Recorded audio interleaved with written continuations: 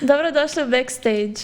Moju današnju gošću gledali ste na The Voice-u Dori i u bendu Matije Ceka. Danas je s nama Lara De Marin. Jesam dobro izgovorila prezime? Dobro. Dobro mi došla, hvala što si došla, što si se odazvala. Hvala tebi na pozivu. Uvijek. Amo, za početak, kako bi se ti opisala u 3 riječi? To još nikog nisam pitala. Vidiš. Može i 4. Definitivno kreativna, izgubljena na više načina. Dobro je to, svi šta me najbolje opisuje, sam malo.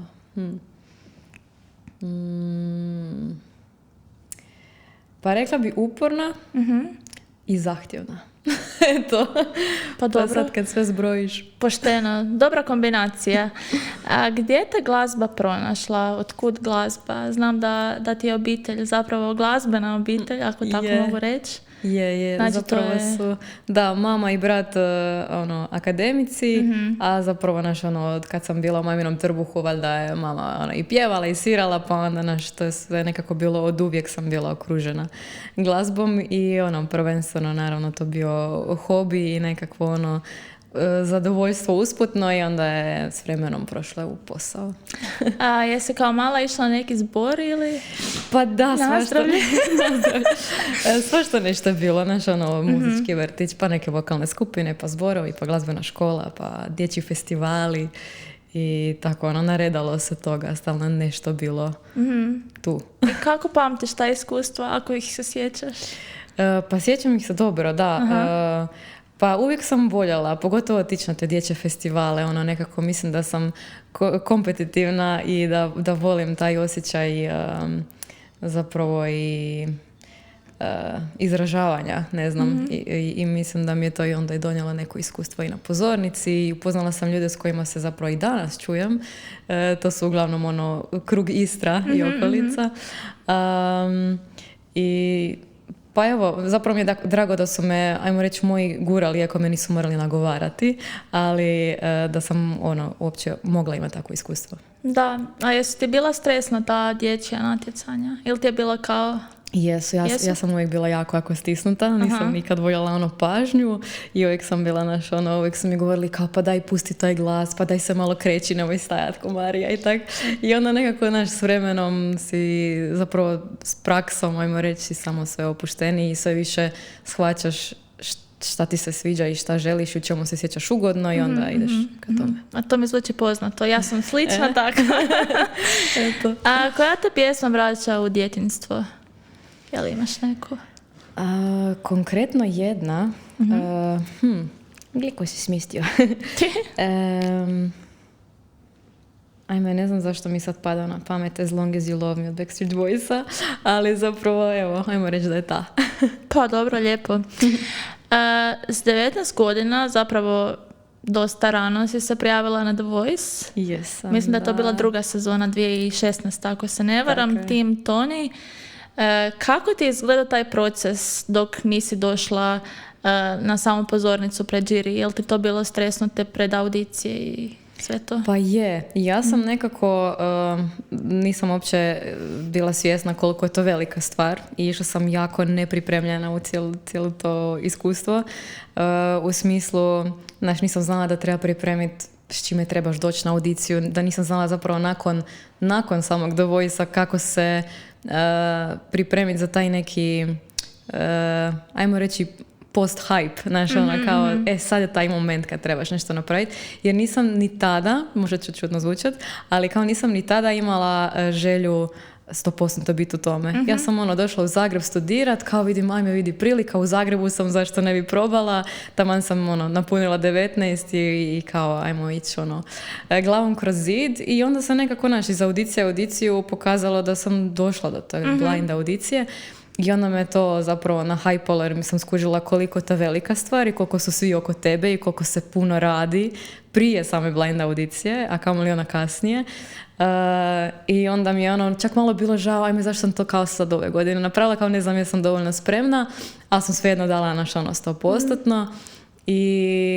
I nakon Voice-a su se krenule otvarati onda neke prilike nove i Pamtim to kao baš jako lijepo iskustvo. A Toni i Ivan su ti se okrenuli, ako se ne varam. Jesu, zašto sve znaš. Toni? Sve znam. Kako to da si njega odabrala? Ajme, ne znam, nekako mi je takav trenutak rekao. Mislim da sam više upoznata s njegovim radom bila i eto, nekako je iz Istre i nekako mi je bilo logično izabrati Tonija. Jel ti bio dobar izbor na kraju? Pa je, mislim da. Jel se puno radilo s njim ili kako je to funkcioniralo? Konkretno s tim timom, da. Sad ne znam da li bi baš rekla kao s njim osobno, ali naravno da je bio uključen uvijek u sve probe ali meni se posebno dojmilo zapravo raditi sa vocal coachavima njegovim, to su bile Đorđa i Jadranka Krištof i evo to dan danas pamtim neke stvari koje su mi tad rekle.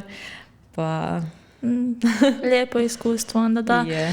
A što ti je Voice donio? A što ti je oduzeo? Ako ti je išta oduzeo? Pa ne znam da li mi je oduzeo. Jedino što, evo, žalim se time što nisam to nekad kasnije kad sam malo zrelija bila možda napravila. Ali donio mi stvarno jako puno toga. Evo, isto tako ljude s kojima se dan danas čujem i družim. I baš to neko iskustvo, ja sam zapravo tad shvatila kako to sve iza scene stvarno izgleda, jer velik projekt, televizija, toliko ljudi uključeno i kažem, otvorila mi neka nova vrata u smislu, neki ljudi su mi se javili nakon toga, pa sam došla i do nekih diskografa i autora i onda je to sve išlo malim koracima dalje. A jel bi se opet prijavila na Voice? Pa razmišljala sam, moram priznat, sad ove nove sezone sam razmišljala i onda sam nekako shvatila da možda nema smisla jer da imam sad možda neke druge ambicije u smislu Dore i onda sam išla u tom smjeru. Nedugo nakon Voice-a ulaziš u band s Matijem Cvekom. To je isto jedna od prilika koja se otvorila. Da, kako ti je izgledalo biti dio njih? Jako lijepo iskustvo koje ću pamtiti, koje zapravo što mi je žao što zapravo nije i duže potrajalo u smislu nekako se nađeš u poziciji da si već 6 godina dio benda kao back vokal, paralelno radiš nešto svoje i onda ružno je reći, ali kao imaš osjećaj da stagniraš. Kao. Da.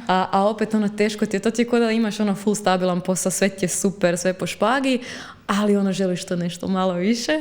I zapravo me i sam Matija i njegov rad, kako sam zapravo bila od njegovog početka u tom bendu, pokazao, gle šta je moguće, gle šta se može i onda sam to tako nekako i dobila tu viziju zašto ne bi probala sama.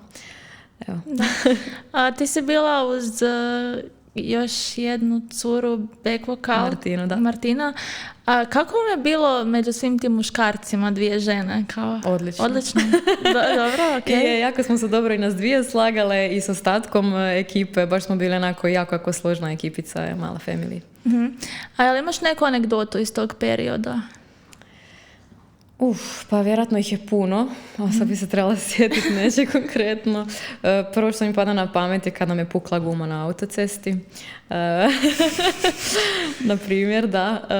Bilo tih nekih behind the scene momenta više nego na samim koncertima. I puno after partija i eto. Znači lijepo je bilo sve u svemu. A jesi naučila išta od Matije?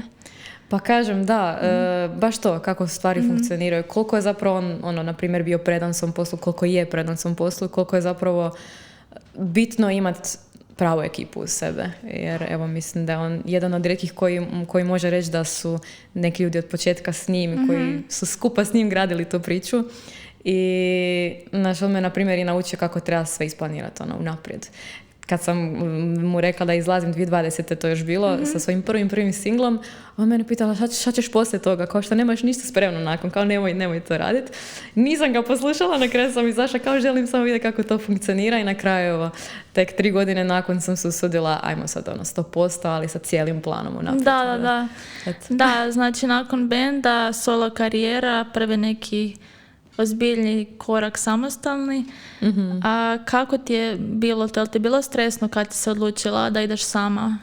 Je. Da ideš van benda. Čak sam imala i ono panična buđenja, kao šta ću ja sada, kao pa sama sam, kao ono u smislu da li ću išta uspjeti napraviti. Znaš, ono, samo se propitkuješ da li sam dobro odlučila i tako dalje. Neću laga da i dan danas imam te momente, ali definitivno svaki početak je najteži, pa bilo je puno tu prepitkivanja, ali opet me držala ta jedna nit, ono, kao ako sad ne probam i ako ne dam 200%, nikad neću znati. Otišla si onda i na Doru s pjesmom Ne vjerujem ti. Kako ti je to bilo iskustvo? Jedno od ljepših gdje mogu stvarno reći da sam bila uključena u svaki proces. Jako volim, zapravo nekako spontano mi dođe da mi se javljaju ideje kompletnog projekta. Znači, ono, jako sam vizualan tip i onda odmah vidim i kakvi će vizuali biti, kakve kostime, vidim koje boje, koreografiju, sve mi odmah, znači, ono, slušajući pjesmu se samo javljaju ti momenti, tako da mi se svidio taj proces stvaranja neke kompletne slike i projekta i zapravo na kraju jako dobro iskustvo i nadam se da će se ponoviti nešto slično. A ja ti to od srca i želim. Hvala. A što ti je bilo najzanimljivije na Dori? Druženja ili sam nastup, pripreme? Pa možda same pripreme zapravo. Sama Dora je jako stresna po sebi, u smislu kad stupiš tamo na televiziju i sve te dane to su samo proba za probom i ono, detalji za detaljima, gledaš malo kadrove, gledaš malo, puno vokalnu izvedbu. Ja sam, na primjer, se jako dugo pripremala vokalno sa svojom profom pjevanja i onda sam došla tamo na generalnu probu i nisam ništa vidjela od slike, samo sam čula svoje falševe kao ono, ajme meko, kao, pa kako, pa radila sam na tome i onda sam skužila, ok, taj adrenalin očito jako utječe, iako je bila proba samo u pitanju.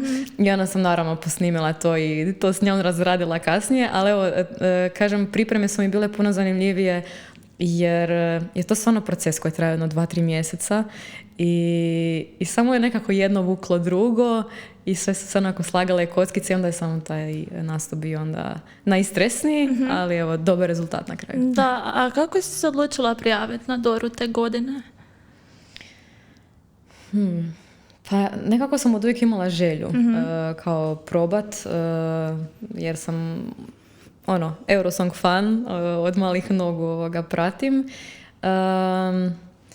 I pjesma je zapravo slučajno nastala ne namjeravajući se s njom, nisam se namjeravala s njom ići prijaviti na Doru, ali kažem, počela su se slagati kockice, jako kako sam dobila vizualnu sliku, onda mi je bilo logično da probam i eto, kako sam bila sama autor pjesma, onda me posebno iznenadilo taj prolazak i ono, to su bilo na reakcije suze i kao, ok, sad idemo sve.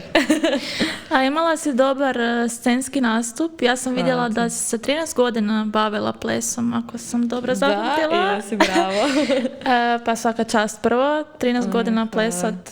Ne mislim, znaš, ono, od 4., 5., pa znaš, ono, do punoljetnosti i onda sad, ono, rekreativno još nešto. Dosta. Jel ti pomoglo to u nastupu? Pa sigurno je, da. Mislim, ja imam jednu bazu, ono, nekakvog baleta i tog suvremenog. Ovdje smo više htjeli dobiti možda nekakvu, ono, kao neki polu hip-hop, ono malo opuštenije. Definitivno moram raditi na tome i radim na tome, da malo i druge stilove upoznam, ali da, baza kao baza je naravno pomogla. Super je bio nastup sam po sebi, da, i outfit i sve. A ko je bio zadužen za outfite? Lorena Gečević, jedna stilistica koju sam jednom prilikom upoznala i to nastavili smo surađivati tada. Jako fora, da. Rekla si da pišeš pjesme, vidjela sam da ti brat pomaže u nekima. Pa me zanima kako nastaju tvoje pjesme, ili da prvo tekst, melodija ili kako? Jako je različito. Pa ne znam baš opisati proces. Nekad zapravo moj brat dođe sa kompletnom idejom i teksta i pjesme i onda ja uglavnom prepravljam tekst. Kad sama pišem, onda to uvijek uzem gitaru, pa onda nekad samo krenem nešto svirat, pa mi dođe prvo melodija, pa onda na to tekst, a zapravo možda čak češće imam tekstove i onda od toga nešto radim. Tako da kažem, nema pravila, baš onako raznoliko, ovisi valjda o trenutku i raspoloženju. Da, kad spominješ gitaru, vidjela sam isto tako da si svirala klavir, gitaru, išla 2 godine na solo pjevanje u glazbenoj školi. Malo sam sad otišla opet unazad, ali kako ti je to bilo iskustvo? Pa konkretno solo pjevanje, kako je to bilo ono nekako klasično to je opera obrazovanje, bila. Da, svaka čast. Da, nisam se iskreno baš našla u tome. Nisam bila sigurna, da ću kao, šta ću ja sad od toga, kao pa ne želim se baviti solo pjevanjem kasnije, kao ne želim ići na akademiju ili nešto napraviti od toga. Ja sam tu došla više naučiti neku tehniku i to primjenjivati u popularnoj glazbi, ali se jako razlikuju. Da. I onda sad više bi možda izdvojila nekakve druge sate pjevanja kod nekih drugih profesora gdje smo se baš na popularnu glazbu više fokusirali. Je li dan danas imaš satove pjevanja? Imam, da, na on and off, rekla bi, ovisno o periodu kad sam u Zagrebu, kod svoje Teje Mudrovčić. Da, evo, sad sam zapravo opet krenula nedavno kako sam se vratila u Zagreb, ali cijelo ljeto je to bila stanka u smislu satova pjevanja, ali zato se jako puno pjevalo. Da, pa dobro, to je jako važno zapravo imati vocal coacha danas. Ja bih rekla. Ajmo se vratiti na stvaranje pjesama. Imaš li neki ritual kad pišeš? Pa uglavnom volim biti sama sa sobom, iako na kraju uvijek bude tako da smo u studiju i da svi skupa raspravljamo, ali kao konkretno ta neka ideja i ta neka inicijalna ideja da zapravo uvijek nastane nekako kad sam sama sa sobom u svojim mislima. Najčešće možda dok putujem, pošto puno putujem, najčešće sam tada sama sa svojim mislima i onda ili u busu pišem po mobitelu ili slušam muzike dok se sama vozim pa mi dođu neke ideje, uvijek me to inspirira, uvijek taj put, cesta, okoliš, uvijek me to najviše se udubim onda u stvaranje. Jesu ti izazovna snimanja u studiju kad snimaš pjesmu? Ovisi o pjesmi, ali ne bih rekla toliko izazovna koliko zanimljiva i koliko guštam u tome. Da me sad pitaš da li mi je draže biti u studiju ili na pozornici, nisam sigurna šta bi ti rekla. Baš sam te to htjela i pitati. Da. A jesi li imala neku pjesmu koju si napisala da ti je bila previše osobna, pa ju nisi htjela objaviti? Pa ima ih, nisu još vani, ali eto, možda skupim hrabrosti nekad. Pa zašto ne? Pošto si kao žena mlada u glazbi, jesi li naišla na neke predrasude? To je dosta onako, ima dosta komentara na tu temu, pa evo, zanima me tvoje iskustvo. Možda generalno bi rekla da je možda se stvarno razlikuje da li si žena ili muškarac u ovoj industriji. Možda najviše po publici. Znaš, nekako imam osjećaj da su uvijek žene te koje prevladavaju, a žene prema ženama su uvijek puno kritičnije, pa eventualno evo po tom pitanju. A sad da je meni baš došla neka prepreka koju sam smatrala kao da se zbog toga neću nastaviti baviti ili nešto tako, ne. I nadam se da neću. A kako se boriš s nekim negativnim komentarima? Pa za sad ih stvarno nije bilo puno da mogu reći da je nešto jako utjecalo na mene, ali nekako, znaš, kad ulaziš u industriju onda si svjestan da će tog uvijek biti i da jednostavno je nemoguće svakog zadovoljiti, da je to kreativna grana i da ne možeš, znaš, nije to sve crno ili bijelo, tako da kao nekako just go with the flow. Slažem se. Najnovija pjesma Da si mi blizu, kako je nastala i tko ti je pomogao na njoj? Za konkretno nju nisam imala nikakve prste u autorstvu. Zapravo smo se našli u studiju Mirza Tetarić, Vinko Mihić i ja, sa ciljem da malo preslušavamo demo snimke međusobno, džemamo i vidimo, druškamo se zapravo u studiju. I tako, preslušavajući demo snimke, ja sam čula tu pjesmu i sam se rekao, stani, šta je ovo? Kao, čije je to? Ili to nečije? Ili može biti moje? Tako da, kao na prvo slušanje i onda poslušaš od početka do kraja i gledaš, wow, kakav je ovo tekst. Točno se uneseš u priču, nečiju, pronađeš se, evo, baš mi je to zapravo bila težina u tekstu pjesme. i onda je jednostavno i aranžman tekao tako da stvarno nije zahtijevao niti neku posebnu produkciju, u smislu vrlo, vrlo je jednostavno sve, jer baš ima tu težinu. Ne, baš sam te to htjela pitat, vidjela sam da si negdje izjavila da je bez previše produkcije i svega toga, a znači zbog tog svega si odlučila da i ostane tako, da se ne mijenja ništa previše. Da, iako imam u planu napraviti jednu live akustiku verziju gdje bismo onda dodali još malo i saksofon i možda još neke dodatne vokale, ali o tom potom kao ovako kako je trenutno stvarno mislim da joj ništa ne fali. Kao ne, apsolutno jako lijepa pjesma. A jel te znači na osobnoj razini ta pjesma nešto? Pa mislim, ne mogu sad reći, pošto ju nisam sama pisala, ali da se mogu kao povezati s tom pjesmom i da sam zapravo dok sam ju pjevala u studiju stvarno mogla osjetiti to o čemu priča, jesam, da. Album? Jel pripremaš uskoro neki? Pa zapravo ne album, ali EP, da. Imam još neke planove, ali sve su za iduću godinu. Evo, ekskluzivno ću najaviti jedan duet, ali neću reći s kime. I tako još nekakve planove kojima ne smijem pričati, ali da, nekakav EP za iduću godinu je isto tako. A jel možemo znati, jel ženski ili žensko-muški duet? Ne znam. Probala sam. A što planiraš u idućih godinu dana, osim sad ovog što si spomenula? Koncerti, neke još suradnje možda? Pa evo, po novome, zapravo imam i menadžericu svoju, zapravo vrlo nedavno, tako da zajedno nekako kujemo plan što i kako. Stvarno smo se fokusirali i na socialse i na digital općenito i na cijelo nekakvo izražavanje, tako da definitivno mislim da sve ide u nekakvom uzlasnom smjeru, pa samim time onda naravno i booking i svirke. Tu je uvijek band s kojim mi je u fokusu najviše nastupati.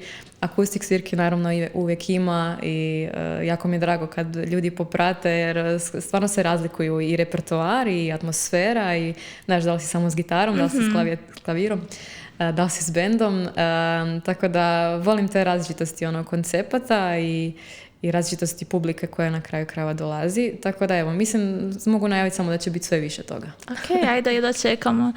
A s kim bih htjela snimiti duet možda, osim ovog koji sad već imaš? Ja baš idem u smjeru da ubodam, ali... Sad... ako išta kažem sad, onda ću se poklopiti sa ovim. Ne moraš reći s kim se snimila, nego s kim bi još htjela, evo. Pa ako kažem, onda ćete se automatski isključiti da nije s njim ili s njom. Pa dobro. Pa ništa, nek ostane to pitanje za nakon što duet izađe. A, dobro. A imaš li neki glazbeni san koji još čekaš da se ostvari? Ili si već dosta toga ostvarila? Pa ima ih naravno puno. Jedan od njih je naravno i Eurosong. Jako me zapravo hajpaju te velike pozornice gdje se obraća pažnja na stvarno svaki detalj. Tako da možda evo trenutno u ovom sad trenutku mogu Eurosong izdvojiti kao jednu veliku želju. A s čim bi se bavila da nisi glazbenica? Vjerojatno fizioterapijom. To sam na kraju krajeva i završila i jako volim tu struku. I teško mi je palo kad sam isto tako morala odlučiti napustiti. Neko vrijeme sam se još kao bavila paralelno, ali jednostavno sam sebi dokažeš da se ne možeš tom posvetiti i onda da je bolje staviti fokus samo u jednom smjeru. Ali da, definitivno vjerojatno bih imala nekakvu svoju praksu i jako volim tu. Pa nikad se ne zna kad budeš tako je, plan B postoji. Gdje te gledatelji, slušatelji mogu vidjeti u narednom periodu? Imaš neke nastupe, koncerte? Pa konkretno sad ovaj tjedan jako puno toga, ali zapravo sve privatno. Evo u Bazu smo nekad četvrtkom na Ladies Nightu. Sad nešto ovako veće bit će tek početkom godine. Tako da sad za advent možda isto nešto bude javno, ali sve ću o tom potom objaviti. A jel imaš želju možda neki Lisinski napraviti u skorije budućnosti? Pa možda nešto slično tome. Kontesa mi je trenutno nekakav jako lijep pravac. prostor. Da. A dobro, Hvala ti na razgovoru. Za kraj imam jednu igru. tebi. Pokazat ću ti emoji, a ti pogodi pjesmu i otpjevaj dio. Te iste.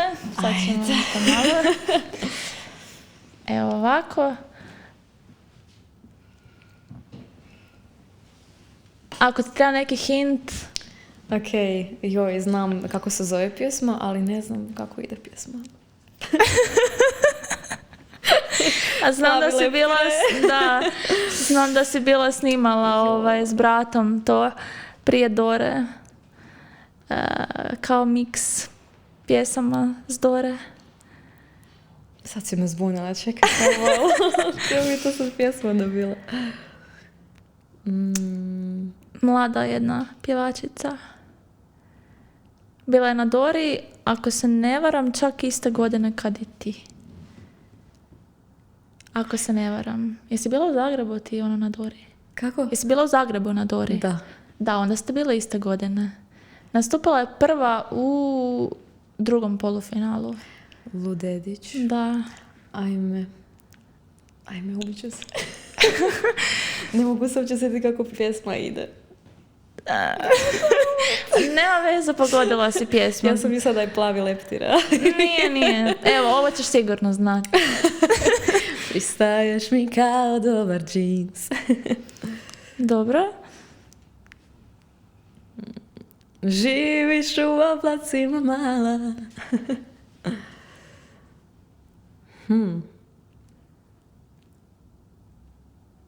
Možda je malo nejasan ova kugla zemaljska, ali kao... Otključaj se. Ključ života možda. Je, točno. Ok. Ključ života. I zadnja, Aha, okej. dobar dio tvoje karijere. Ptice, da. Hvala ti, Lara, što si došla u podcast. Nadam se da ti je bilo lijepo. Je, i hvala gošćicu. I još jedna gošća s nama. Ništa. Mi se vidimo za točno tjedan dana. Pratite Laru na Instagramu, YouTubeu. Dolazite na nastupe, vrijedi poslušati, pogledati.